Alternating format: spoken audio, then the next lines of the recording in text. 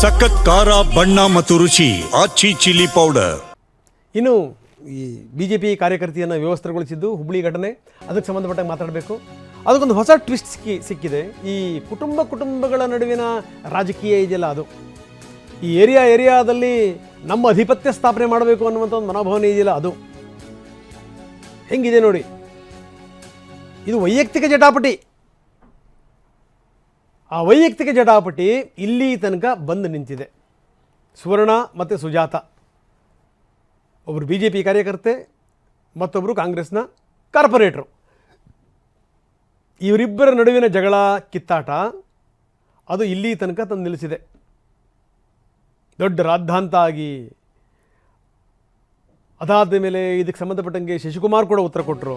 ಹೋದಂಥ ಸಂದರ್ಭದಲ್ಲಿ ಯಾರ್ಯಾರಿಗೂ ಆ ಪೊಲೀಸ್ ಅಧಿಕಾರಿಗಳೆಲ್ಲ ಪಾಪ ನಿಂತ್ಕೊಂಡು ಎಲ್ಲೆಲ್ಲಿ ಕಚ್ಚಿದ್ರು, ಏನು ಎತ್ತ, ಅದನ್ನೆಲ್ಲ ತೋರಿಸ್ಕೊಂಡು, ಈ ಇಬ್ಬರು ಕೂಡ ಒಂದೇ ಪಾರ್ಟಿಯಲ್ಲಿದ್ದರು, ಹಿಂದೆ ಕಾಂಗ್ರೆಸ್ಸಲ್ಲೇ ಇದ್ದರು. ಅದಾದಮೇಲೆ ಸುಜಾತ 2 ವರ್ಷದ ಹಿಂದೆ BJP ಸೇರಿದ್ರಂತೆ. ಕುಟುಂಬಗಳ ನಡುವಿನ ಕಿತ್ತಾಟ ಇದು. ಕುಟುಂಬಗಳ ನಡುವಿನ ಕಿತ್ತಾಟ ಎಲ್ಲಿ ತನಕ ಬಂದು ನಿಂತಿದೆ ನೋಡಿ. ಈ ರೀತಿ ಸುಜಾತ ಹಂಡಿ ಅವ್ರನ್ನ ಹಿಡಿಯೋಕ್ಕೆ ಹೋದಂಥ ಸಂದರ್ಭದಲ್ಲಿ ಏನೇನು ಮಾಡಿದ್ರು ಅಂತ ಅಧಿಕಾರಿಗಳು ಸಾಲಕ್ಕೆ ನಿಂತು ಹತ್ಕೊಂಡು ಸುರ್ಕೊಂಡು ಶಶಿಕುಮಾರ್ ಅವರ ಎದುರುಗಡೆಗೆ ತಮ್ಮ ಅಹವಾಲನ್ನು ಹೇಳಿದ್ದು.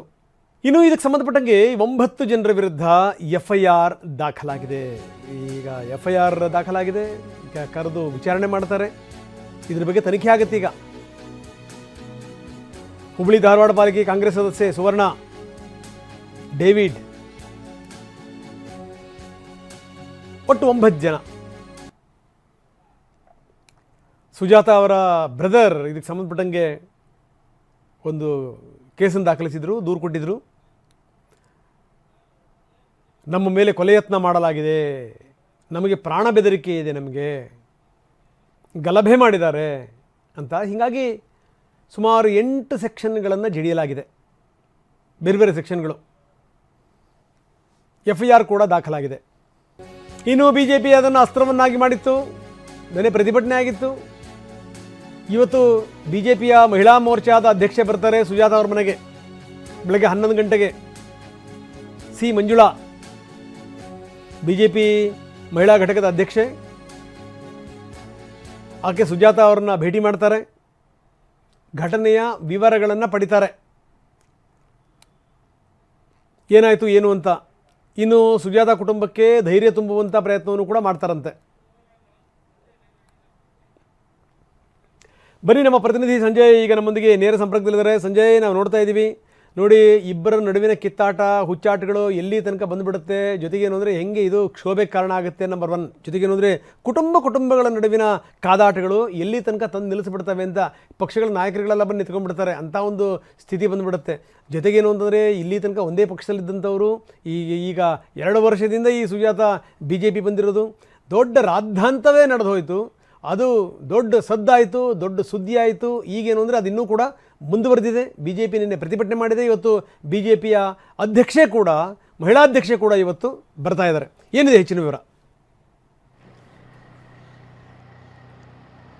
ನಿಜ ರಂಗನಾಥ್, ಈ ಸುವರ್ಣ ಕಲ್ಕುಂಟ್ಲ ಏನು ಕಾರ್ಪೊರೇಷನ್ ಪಾಲಿಕೆ ಸದಸ್ಯರ ಸುವರ್ಣ ಕಲ್ಕುಂಟ್ಲ ಮತ್ತು ಇವತ್ತು ಘಟನೆಗೆ ಕಾರಣ ಆಗಿರ್ತಕ್ಕಂಥ ಸುಜಾತ ಹಂಡಿ ಇಬ್ಬರು ಕೂಡ ಮೊದಲು ಕಾಂಗ್ರೆಸ್ನಲ್ಲೇ ಇದ್ದರೆ, ಈ ಸುವರ್ಣ ಕಲ್ಕುಂಟ್ಲ ಅವರ ಫಾಲೋವರ್ ಆಗಿ ಸುಜಾತ ಹಂಡಿ ಮತ್ತು ಅವರ ಸಹೋದರರು ಕೆಲಸ ಮಾಡ್ತಾ ಇದ್ರು. ಆದರೆ ಕಳೆದ 2 ವರ್ಷಗಳಿಂದ ಇವರು ಬೇರೆಯಾಗಿ ಕಾಂಗ್ರೆಸ್ನಿಂದ ಬಿಟ್ಟು ಇದೀಗ BJPಗೆ ಬಂದಿರುವಂಥದ್ದು.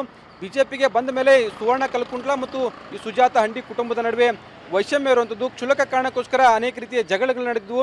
ಅನೇಕ ಬಾರಿ ಇವೆಲ್ಲವೂ ಕೂಡ ಪೊಲೀಸ್ ಠಾಣೆ ಮೆಟ್ಟಿಲನ್ನ ಹತ್ತಿರಲ್ಲ, ಅಲ್ಲೇ ಸ್ಥಳೀಯವಾಗಿ ಜಗಳಗಳು ನಡೆದರೂ ಕೂಡ ಅಲ್ಲೇ ಬಗೆಹರಿದಿದ್ದು. ಆದರೆ ಇದೀಗ ಜನವರಿ 2ರಂದು ಈ ಮತದಾರರ ಪರಿಷ್ಕರಣೆಗೆ ಸಂಬಂಧಪಟ್ಟಂತೆ ಈ ಸುವರ್ಣ ಕಲ್ಕುಂಟ್ಲ ಬೆಂಬಲಿಗರು ಮತ್ತು ಸುಜಾತ ಹಂಡಿ ಕುಟುಂಬದ ನಡುವೆ ಒಂದು ಜಗಳ ಆಗುತ್ತೆ.